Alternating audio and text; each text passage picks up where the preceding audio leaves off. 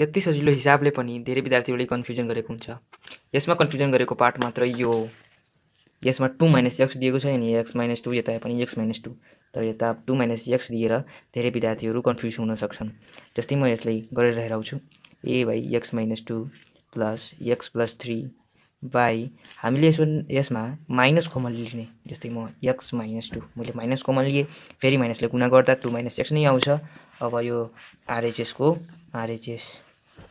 अब हामी यो माइनस जुन छ यो यता आउँछ, यो नै नियम हो। यो माइनस आउँछ त यहाँ आउँछ यो पूर्णाङ्कवाला यतिमा, यो अंशवाला पनि यहाँ आउँछ। x + 3 x - 2 = 1 - x / x - 2। अब हामी हेर्न सक्छौँ दुवैको हर बराबर छ, त हामीले एउटा हर लेख्छौँ अनि a - x - 3। यो माइनस किन भयो? किनकि माइनसले गुणा भयो। अब हामी यो x - 2 x - 2 छ त्यो यो कट्छ, त बाँच्यो के a - x - 3 = 1 - x। अब यो दुवै यता जान्छ, a = 1 - x प्लस x + 3। ती x कट्यो अनि 3 कति हुन्छ त 4। यो तपाईँको आन्सर भयो। आजको लागि यतिकै, फलो गरिलिनु होला। धन्यवाद।